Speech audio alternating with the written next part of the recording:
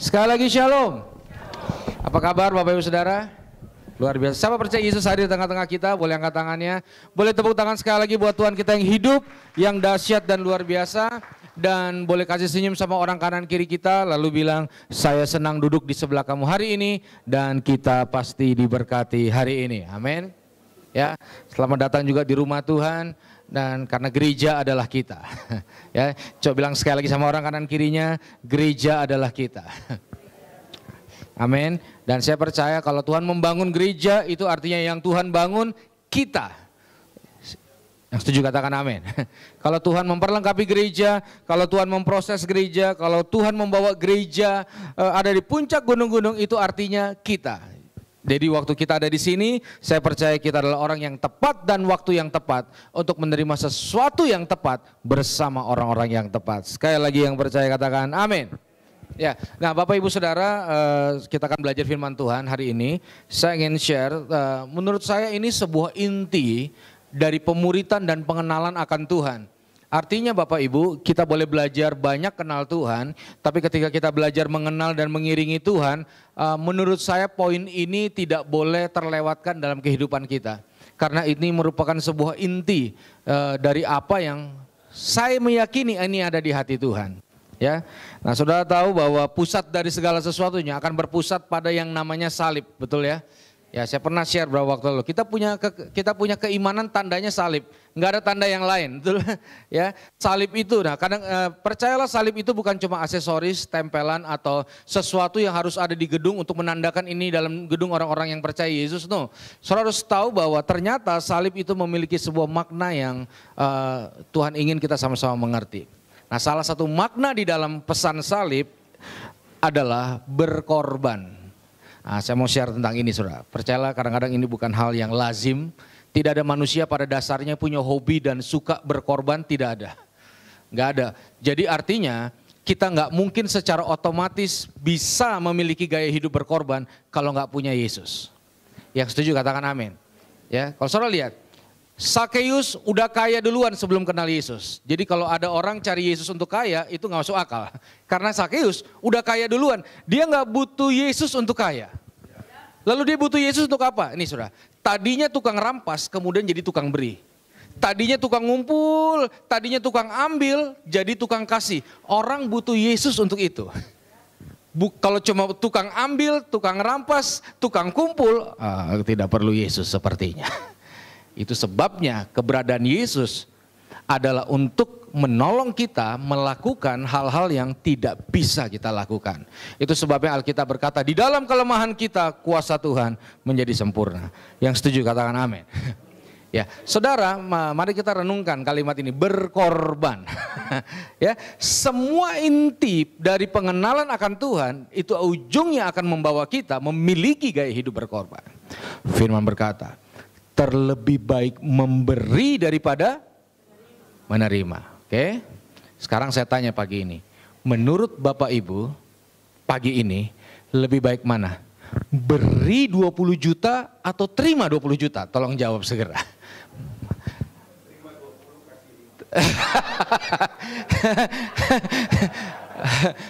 Karena gini,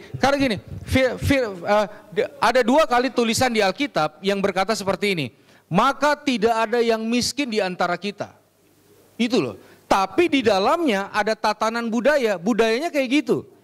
Terlebih baik memberi daripada menerima. Nah itu, saudara percayalah, itu bisa di sini, tapi untuk di hati itu bisa 20 tahun sampai 30 tahun. Betul gak? Artinya, terlebih baik itu memberi dibanding menerima. Ya, itu merupakan ajaran yang sangat berbeda dari mungkin ajaran hampir semua budaya jarang mengajarkan hal itu, saudara. Kecuali firman Tuhan. Makanya perlu konsentrasi, buka hati, simak, lakukan dalam hidup kita baru bisa terjadi. Yang setuju katakan amin. Jadi kalau orang belajar kenal Tuhan belum sampai fase mengerti tentang bagaimana harus berkorban, dia belum kenal Tuhan. Karena semakin kenal, ujungnya pasti kita akan didorong untuk memiliki gaya hidup berkorban. Jadi kalau saya memberi sebuah statement, Menolak untuk berkorban itu sebenarnya sebuah pengkhianatan terhadap kebenaran yang absolut. Karena kebenaran yang absolut mendorong kita untuk memiliki gaya hidup ini yang sebenarnya bukan dari kita. Makanya kita butuh Tuhan. Siapa butuh Tuhan hari ini? Semua kita butuh Tuhan. Betul ya? Untuk menganggap orang lain lebih penting, untuk mendahulukan orang lain, kita butuh Tuhan. Amin, saudara. Ya. Dan saya merenungkan satu kali, kenapa pemikiran tentang berkorban atau budaya berkorban merupakan sebuah hal yang penting dan dasar dalam kekristenan, saudara. Kenapa hal itu menjadi sebuah prioritas? Kenapa hal itu menjadi begitu penting dalam kehidupan kita sehingga kita harus mengenal dan menjalaninya? Karena gini, saudara. Kalau kita berkorban, maka kita akan terbiasa mengorbankan orang lain untuk kita. Halo para orang tua, dengar baik-baik. Kalau kita orang tua nggak mau berkorban untuk anak-anak, pasti kita akan minta anak-anak yang berkorban untuk kita. Kalau kita pemimpin nggak siap berkorban untuk orang-orang yang kita pimpin, maka kita akan paksa orang-orang yang kita pimpin untuk berkorban untuk kita dengan alasan berkorban juga. Jadi banyak orang berpikir hari-hari ini sedang berkorban, padahal dia sedang dikorbankan oleh orang-orang yang tidak mau berkorban. Tolong jangan pusing, kalimat ini akan berulang-ulang. Maksud saya seperti itu. Kalau kita tidak mau berkorban, maka kita cenderung mengorbankan orang lain untuk kita. Maka kita harus sayang keluarga kita. Kita harus sayang saudara-saudara seiman kita. Orang Ambon bilang, mari baku sayang. Karena waktu kita sayang, kita bisa yang namanya berkorban. Setuju gak, saudara? Ya, karena gini, intinya di situ. Saya kasih contoh, papa saya pemain bola, Bapak Ibu Saudara, profesional. Sepanjang yang saya tahu, papa saya main bola itu patah kaki 2 kali. Patah kaki 2 kali, jadi di tackle sama tim lawan. Lalu gigi ompong 2 atau 3 kena sepatu bola. Jadi bola itu sudah sering kali menyakiti papa saya. Baik secara batin maupun secara fisik ya. Papa saya pernah berhenti main bola sejenak karena dituduh terima suap, akhirnya papa saya pernah diberhentikan jadi pelatih, jadi secara batin dan fisik. Tapi tidak pernah sekalipun keluar dari mulut papa saya bilang gini sama anak-anaknya, sama istrinya, Yer, papa ganti olahraga pingpong aja lah, main bola terlalu melukai. Baik secara hati maupun fisik. Papa saya tetap main bola sampai dia meninggal. Bahkan sebelum meninggal, berapa minggu sebelum meninggal, papa saya masih pakai baju bola lari-lari di depan rumah sakit. Kenapa? Karena dia cinta sama bola. Sekalipun bola melukai dia, dia tetap bisa mencintai. Dia akan bisa berkorban untuk apa yang dia cintai. Karena dia mencintai hal itu. Sekalipun yang dia cintai melukai dia berkali-kali. Itu kekuatan dari yang Tuhan memberikan dalam hidup kita, baru kita bisa jadi dampak besar buat orang lain. Amin. Amin. Jadi tidak ada zona netral Bapak Ibu, tidak ada. Ada orang berkata gini, ya saya nggak mau berkorban orang lain, saya juga nggak minta orang lain untuk mengorbankan diri buat saya. Oh nggak juga, otomatis itu Bapak Ibu Saudara. Mari kita lihat perbedaan signifikan perjanjian lama dan perjanjian baru. Kalau saudara lihat perjanjian lama, maka saya pakai ini saudara, gembala dan domba. Semua domba di perjanjian lama itu ditugaskan untuk berkorban untuk gembala-gembala yang ada. Masih ingat cerita Ayub, anak-anaknya buat dosa, domba dikorbanin. Betul kan? Jadi domba ini objek korban dari gembala. Ya, lalu ingat waktu Daud dia memberikan persembahan buat Tuhan, apa yang dikorbanin? Domba. Jadi domba itu objek pengorbanan. Terus ya sekian ratus, pokoknya di mana ada kesalahan potong domba, potong domba, potong domba. Domba itu kerjaannya, tugasnya untuk dipotong, dianiaya dan dikorbankan. Itu kacamata perjanjian lama. Dan tiba-tiba dalam perjanjian baru, Yesus datang memberikan sebuah shock terapi terhadap pikiran dan hati. Nah itu sebab perlu siap-siap terima ini. Di dalam Yohanes 10 dikatakan, gembala yang baik mengorbankan nyawanya untuk dombanya. Itu kebalik. Dan ketika kita sulit menerima hal ini, kebanyakan kita menggunakan apa yang ada dalam perjanjian lama, sudut pandangnya. orang itu objek untuk menderita buat saya. Saya itu pusat segala sesuatu. Semakin orang menderita, semakin saya bisa membuat. Termasuk di dalamnya ada visi bersama-sama kita bertumbuh. Oh tidak juga, kalau kita nggak ngerti konsep ini, kita tetap ngorbanin orang lain. Setelah ngerti ya, di perjanjian lama, domba itu objek menderita. Objek berkorban. Di perjanjian baru, gembala objek yang berkorban. Ya. Ya, saya ingat dulu saya diajarin, pokoknya semua pemimpin nomor 1. Kalau ada apa-apa balik ke nomor 1, pokoknya orang atas nomor 1. Orang nomor 1 yang harus diingat ulang tahunnya, harus diselamatin, harus dibawain tasnya, harus dikasih air, semuanya pokoknya. Tapi saudara tahu bahwa ketika di dalam sebuah pengertian dan pengajaran yang Yesus ajarkan, justru kebalik. Dan kita harus berusaha beradaptasi dengan pesan ini. Semakin kita kenal dalam dan berakar dalam Tuhan, semakin kita tahu apa yang Yesus lakukan untuk orang lain. Yang setuju katakan amin. Amin saudara. Amin. Ya saudara ingat Lukas 15. Ketika anak yang bungsu minta bapaknya warisan. Saya percaya itu gak mudah. Ya, jadi bapak yang mengorbankan. Tapi di ujungnya dia menemukan kembali akhirnya anak yang bungsu ke dalam rumahnya saudara. Jadi sekali lagi ini bukan secara otomatis yang kita suka, ini bukan secara otomatis yang kita setuju, ini bukan otomatis yang kita mau. Bahkan di dalam kitab Korintus dikatakan pesan atau pemberitaan tentang salib itu adalah kebodohan untuk orang yang akan binasa. Jadi pengertian understanding ini ditaruh di ranah bodoh untuk orang yang akan binasa. Ya, jadi saya percaya, saya bersyukur ada di tempat ini. Amin. Ya, hari ini kita tidak hanya didorong untuk menerima apa yang Tuhan bisa kasih, hari ini kita didorong untuk bangun kualitas dan karakter yang tertanam dan berakar pada firman Tuhan. Salah satunya adalah belajar berkorban. Setuju gak saudara? Setuju gak? Yesus mengorbankan, itu budaya, betul gak? Dia yang kaya rela jadi miskin. Jadi dia rela mengadakan pertukaran, sama-sama bilang pertukaran. Lebih semangat lagi saudara, pertukaran. Pertukaran yang tadinya dari hak kita menjadi hak orang lain. Tadinya jadi bagian kita, mungkin jadi bagian dari orang lain. Makanya jelas orang akan bilang itu sebuah kebodohan. Nah sebelum saya teruskan saya mau putar satu bang, ada satu video bang yang tadi saya siapkan yang ada angka 2-nya. Ya, biasa saya dapat satu video dari sosial media yang menjadi pemicu saya untuk mempersiapkan bahan ini. Saya berdoa ini bisa menolong setiap kita juga untuk mengerti apa yang Tuhan mau lakukan dalam hidup kita. Ya, sebuah rekaman sederhana aja, oke? Ya, jadi ini pengorbanan induk rusa untuk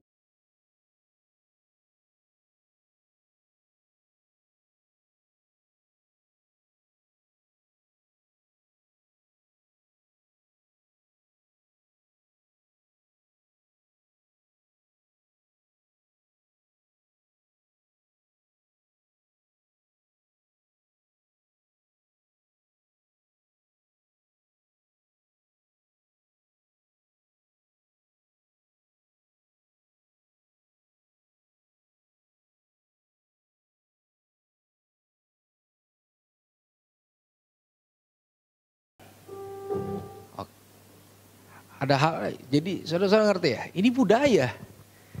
Nggak bisa dimasukkan dalam ranah untung rugi. Nggak bisa, nggak akan ketemu sisi untungnya. Sorry, jangan diputar. Bang, sehat bang. Ntar bang, tunggu bang, itu jangan bang. Sorry bang. Ya itu sudah.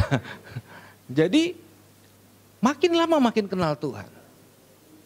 Tidak pernah ada arahan untuk semakin ngambil. Untung. Jadi budaya berkorban itu bukan budaya sekali-sekali atau itu merupakan sebuah budaya. Setuju gak saudara? Dan itu merupakan sebuah kekuatan di akhir zaman ini untuk bisa buat sesuatu yang dahsyat dan luar biasa. Setuju gak? Firman berkata, sulit dimengerti, sulit. Siapa yang mempertahankan nyawanya akan kehilangan nyawanya. Dan siapa yang kehilangan nyawanya akan mendapatkan nyawanya. Bagaimana hal pendapatan dimulai dari kehilangan? Itu kan aneh. Biasanya tabur tuai. Ini kita izinkan kehilangan supaya orang mendapatkan. Waktu orang mendapatkan, kita mendapatkan. Itu sebabnya perlu sebuah pemahaman dan perenungan yang dalam, panjang dan lebar. Amin. Amin. Siap. Amin. Enggak nyesel datang hari ini. Ya maaf, tidak ada sebuah inti selain itu. Pengorbanan, setuju? Setuju saudara? Kita lihat sama-sama dalam kitab Lukas 9 ayat 23.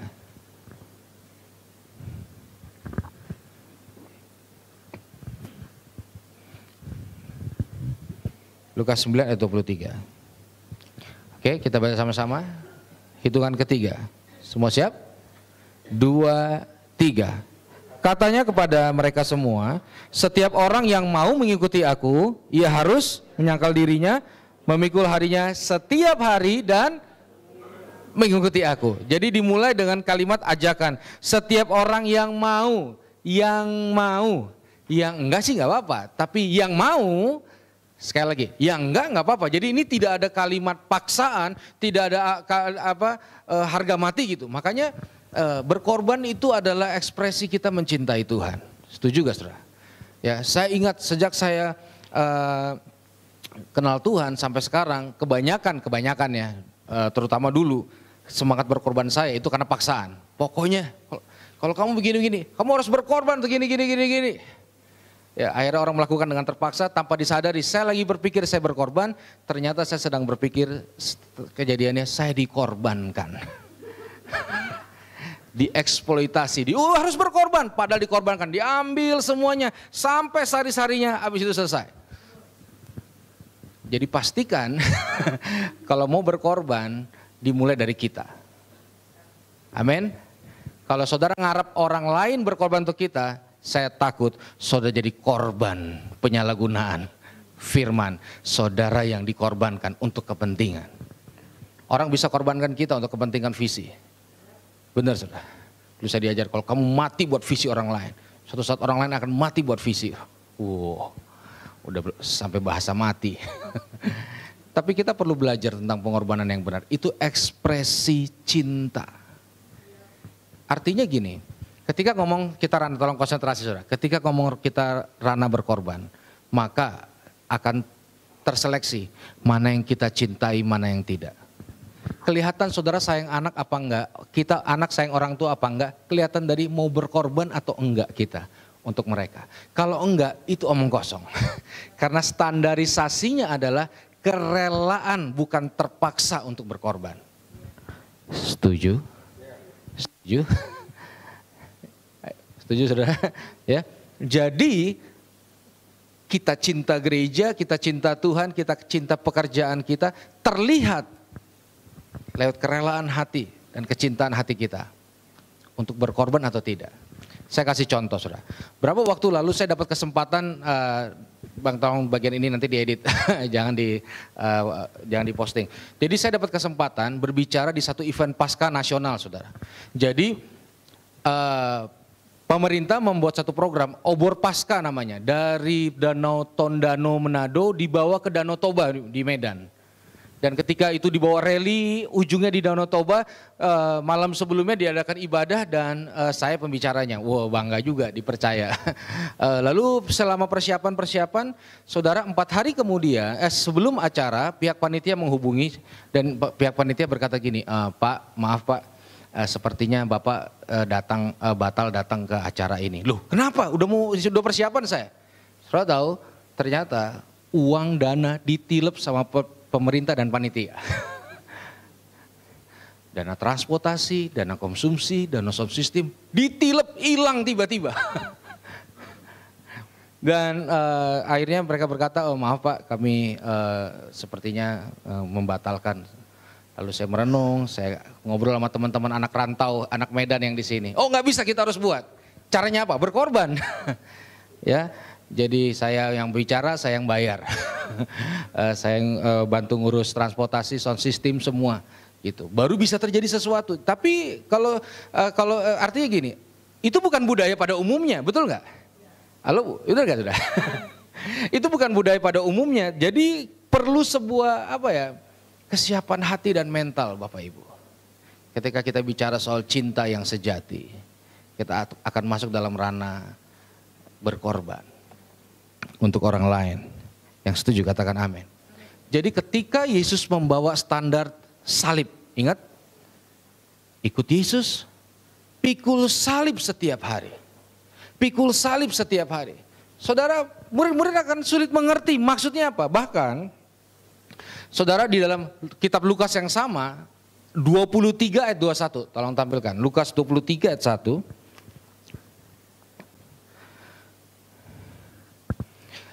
Tetapi mereka berteriak membalasnya, katanya, salibkan dia. Itu jadi standar cemooh, jadi standar hukuman, jadi standar negatif, jadi standar yang banyak orang gak mau. Betul gak? Jadi pandangan orang, kalau orang jahat harus disalib. Jadi saudara, standar Kristen masuk dalam kategori yang orang pikir itu jahat, bahkan bodoh. Itu sebabnya kita perlu menerima dengan hati yang lemah lembut setiap kebenaran firman Tuhan.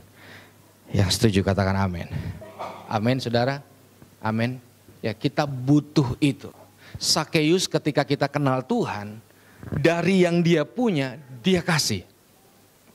Dari yang dia kumpul, dia tebar dan dia sebar. Sekali lagi, ya dibutuhkan itu. Dan itu sebabnya kita duduk hari ini untuk belajar hal itu. Supaya itu bisa terjadi dalam hidup kita. Betul? Betul? Saudara, saya menangani banyak anak-anak yang akhirnya ngalami cacat mental, pecandu narkoba, hancur lebur. Hanya karena orang tuanya pengen kaya lalu pergi ke Gunung Kawi, gunung ini, gunung ini, gunung ini, gunung ini. Buat ini, buat ini, buat ini. Betul gak? Jadi orang tua gak mau berkorban buat anaknya. Anak yang dikorbanin. Gitu.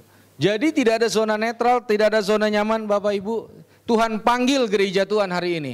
Tuhan perlengkapi kita hari ini dengan semua pesan, semua orang-orang terbaik datang di tempat ini memberitahukan pada saudara untuk mempersiapkan saudara masuk tanah perjanjian dengan siapkan mental. Salah satunya untuk mari belajar berkorban. Yang setuju katakan amin. Resapi, biarlah itu menjadi bagian dalam kehidupan kita. Ya. Kenapa kita tahun lalu ya kita pakai tema Strong from Home. Karena berkorban itu mulai dari rumah. Kalau kita ayah, seorang ayah secara spesifik seorang ayah tidak mau berkorban untuk istri dan anak, pasti kita akan minta istri yang berkorban untuk kita. Lalu anak yang berkorban untuk kita. Makanya suatu pertanggungjawaban untuk kita menjalaninya. Hal seperti itu. Ya. Di mana itu menjadi sebuah cara Tuhan bangkitkan kualitas dalam hidup kita. Dan saya percaya Tuhan mau pakai gereja ini saudara dan saya. Yang setuju katakan amin. Tuhan mau pakai hidup saudara dan saya untuk menolong begitu banyak orang di luar sana. Begitu banyak orang di luar sana.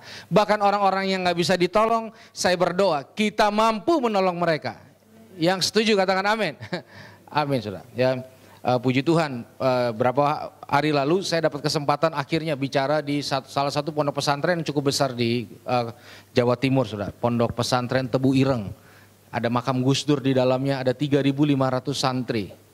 Ya, saya menabur 3 tahun untuk sana. Terus nongkrong berdoa, berbagi. Dan akhirnya saya bersuka cita dan akhirnya terbuka. Jadi saya melihat bahwa untuk yang jadi rencana Tuhan ke depannya, maka Tuhan akan kasih kita kemampuan dan kemauan dan cinta untuk berkorban. Saya nonton lama video yang tadi. Ya biasa kan orang sering kirim-kirim gitu loh. Jadi yang berkorban itu induknya, ibunya dari rusa tersebut. Artinya ditukar. Harusnya yang mati anaknya. Tapi ada momen di mana kita nggak mikirin diri sendiri. Nah, saya berharap itu menjadi sesuatu yang kita kejar hari-hari ini. Yang setuju katakan amin. Amin. Bukan hanya Tuhan promosi, Tuhan mau mobil baru, Tuhan rumah baru, Tuhan ini. Ya itu nggak salah, pasti Tuhan cukupkan. Setuju gak saudara? Pasti. Ya tapi paling enggak apa yang dalam hati Tuhan tetap ada di hati kita. Nah saudara, ada satu tokoh di Alkitab yang benar-benar buat saya kagum. Kalau nggak salah saya pernah share, saya pengen share lagi. Mari kita buka sama-sama dalam kitab Matius 8 ayat 5 sampai 10. Bapak Ibu bersemangat pagi ini, amin. Ya. Matius 8 ayat 5 sampai ayat yang ke-10. Oke, saya bacakan buat saudara. Ketika Yesus masuk ke Kapernaum, datanglah seorang perwira mendapatkan dia dan memohon kepadanya. Tuan, hambaku terbaring di rumah karena sakit lumpuh dan ia sangat menderita. Yesus berkata kepadanya, aku akan datang menyembuhkannya. Tetapi jawab perwira itu kepadanya, Tuan, aku tidak layak menerima Tuan di dalam rumahku. Katakan sepatah kata, maka hambaku itu akan sembuh. Sebab aku sendiri seorang bawahan dan di bawahku ada pula prajurit. Jika aku berkata kepada salah seorang prajurit itu pergi, maka ia pergi. Dan kepada seorang lagi datang, maka ia datang. Ataupun kepada hambaku kerjakanlah ini, maka ia mengerjakannya. Setelah Yesus mendengar hal itu, heranlah ia dan ia berkata kepada mereka yang mengikutinya, aku berkata kepadamu, sesungguhnya iman sebesar ini tidak pernah aku jumpai pada seorang pun di antara orang Israel. Tolong ditahan di bagian akhir. Nah saudara, Tuhan itu, Yesus itu selalu mulai dari rumah, betul gak? Ingat Sakeus, dia naik di atas pohon, dia berharap mujizat terjadi di atas pohon. Dan dia sudah siap-siap terima urapan dan mujizat. Lalu Yesus berkata, perkataan yang gak pernah disangka-sangka. Sakeus, turun. Aku mau menumpang di rumahmu. Karena mujizat dimulai dari rumah. Setelah dia makan semua, boom, mujizat terjadi. Nah waktu perwira ini butuh mujizat, so lihat inisiatif Yesus langsung bilang, oke, aku ke rumahmu. Yesus selalu memulai dari rumah. Karena intinya harus dilakukan di awal di rumah. Visi gereja itu harus dialami pertama kali di rumah. Yang setuju katakan amin. Amin. Semua visi harus kita berjuang supaya dialami pertama kali di rumah. Dan ketika Yesus berkata mau di rumah, perwira ini berkata, oh jangan. Perwira ini sedang memunculkan sebuah poin yang sebenarnya itu adalah inti dari rumah, inti dari semuanya. Buktinya apa? Saudara cari di Alkitab, belum pernah ada pujian seperti perwira ini. Sayang namanya nggak ditulis. Nanti kalau ke surga saya mau nanya, ini siapa namanya? Ini orang keren banget tapi nggak ditulis namanya. Siapa gitu. Tapi dia seorang perwira, seorang militer yang punya jabatan tinggi. Nah, saudara lihat, dipuji sedemikian rupa sama Yesus. Jadi kalau mau kejar menyenangkan hati Tuhan, ambil patokan perwira ini, saudara. Ya, kalau kita mau ikut Tuhan lalu kita cari quality control, carilah kualitas atau kualitinya dari perwira ini. Menurut saya ini cukup representatif dan mewakili apa yang Tuhan mau dari setiap kita. Ya. Nah, saudara lihat lagi ayat ini. Apakah saudara bisa menemukan sesuatu yang agak kurang lazim di ayat ini? Saya pernah sampaikan, ada yang masih ingat? Apa kira-kira? Kalimat apa? Heranlah ia. Saudara, kita sampai ada orang buat lagu. Allah kita heran dan besar, betul gak? Kenapa? Karena orang ikut Tuhan, pasti Tuhan membuat orang itu terheran-heran. Yang setuju katakan amin. Siapa di tempat ini yang dibuat Tuhan terheran-heran dan terkagum-kagum? Amin. Nah sekarang pertanyaan liar. Tuhan pencipta langit, bumi, tata surya, bima sakti, sampai molekul paling kecil. Siapa yang sanggup buat Tuhan heran? Ada perwira ini. Kalau saudara baca, setelah Yesus mendengar hal itu, heranlah ia. Loh, seorang Yesus bisa heran? Wah itu mustahil. Dia punya referensi sangat luas. Dia ciptakan manusia, nggak ada satupun yang benar-benar plok mirip, sidik jari nggak ada, semua dia ciptakan. Mau buat Tuhan heran, itu mustahil, kecuali perwira ini. Aneh tapi nyata. Lalu saya cari tahu, kenapa akhirnya perwira ini berhasil buat Tuhan heran. Nah, sebelum saya lanjutkan, saya mau bertanya buat saudara, siapa di sini yang pernah ketemu Yesus langsung? Ada? Lewat penglihatan, mimpi? Siapa yang mau? Bukan pulang ke rumah ya Bapak ya, maksudnya dalam hidup ini punya pengalaman gitu loh ya kan. Kan biasa kalau saudara seberang tuh pengalaman kenal Tuhannya ketemu Yesus. Wah, saya pernah ketemu satu orang, dia bukan orang Kristen, dia kenal Yesus. Jadi pagi-pagi alarm handphonenya bunyi, ini dia nggak bohong ya. Begitu dia lihat handphonenya ada gambar Yesus terang di handphone, terus di situ dia percaya Yesus sampai hari ini. Saya juga nggak ngerti itu XL atau atau apa, tapi itu kenyataannya. Ada begitu banyak yang supranatural lah. Tapi andai kata nih saudara, andai kata saudara dapat kesempatan emas ketemu Yesus. Nah, saya kasih 3 detik. Saudara mau minta apa sama Yesus? Kira-kira dalam 3 detik. Dapat kesempatan nih, tiba-tiba penampakan Yesus datang.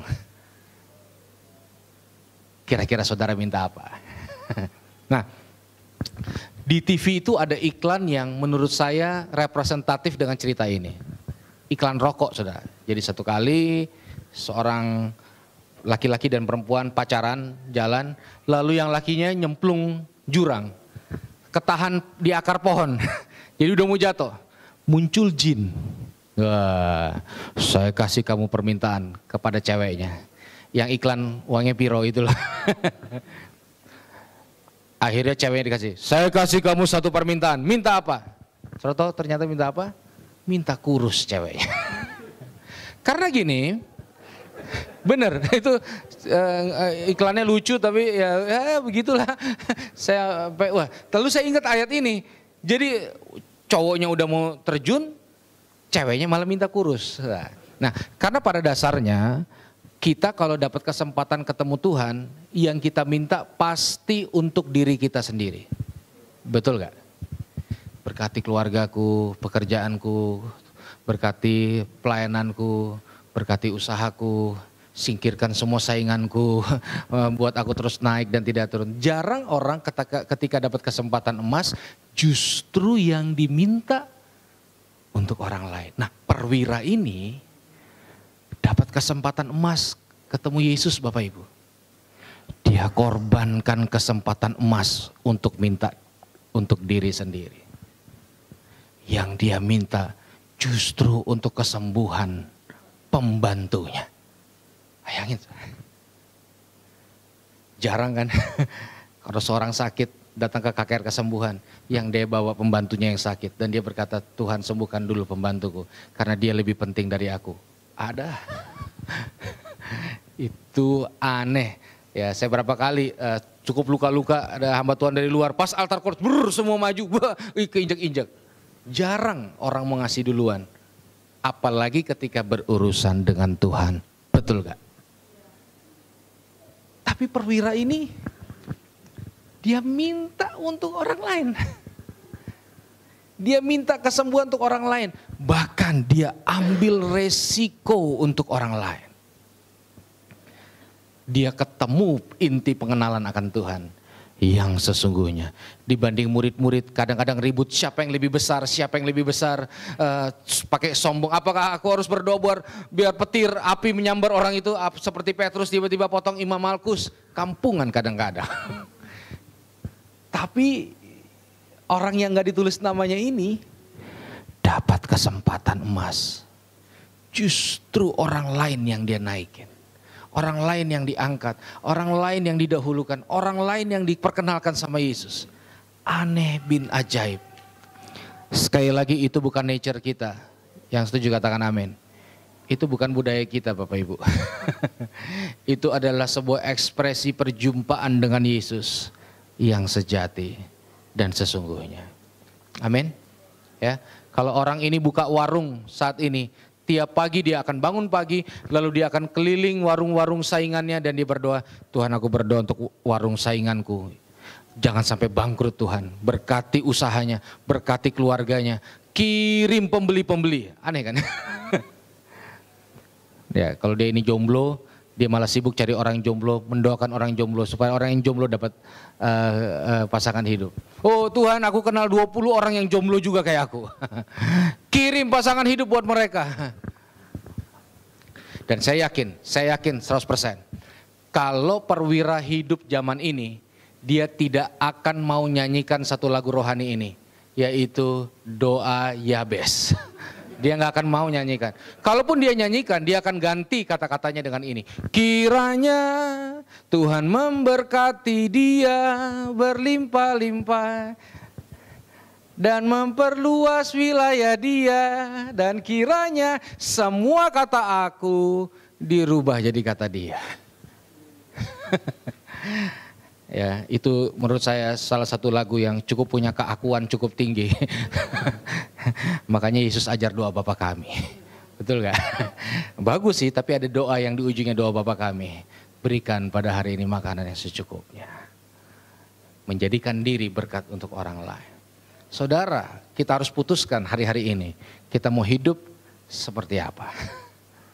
Kita mau adopsi, kita mau menghidupi itu atau tidak? Kembali ke tangan kita masing-masing. Mau kita ikut puluhan altar call tanpa keputusan seperti ini, tidak akan membuat dampak baik. Saudara, saya mau tutup dengan ini. Kadang-kadang kita anak Tuhan kalah sama nyamuk. Nyamuk itu kecil, betul gak? Diinjek mati. Naik paling mentok lantai berapa? 6, 8 udah ya. Di sini kadang kita tiup, nyamuk bisa apa sih? Binatang yang kecil. Tapi jangan coba-coba izinkan nyamuk yang kecil tertentu gigit kita. Bisa habis kantong kita duit di rumah sakit. Benar gak? Bahkan beberapa bisa kehilangan nyawa. Kecil sih, tapi dampaknya sangat besar dan maksimal. Bisa buat orang bangkrut, bisa buat orang kepahitan sama rumah sakit, bisa buat orang kepahitan sama obat, bisa buat orang meninggal dunia lewat satu gigitan kecil saja. Maka saya percaya nggak butuh besar untuk jadi berkat. Izinkan hati kita mau menghidupi apa yang Yesus ajarkan dalam kehidupan kita. Amin. Saya percaya begitu banyak hal besar di depan kita Bapak Ibu. Anak-anak kita, kehidupan kita.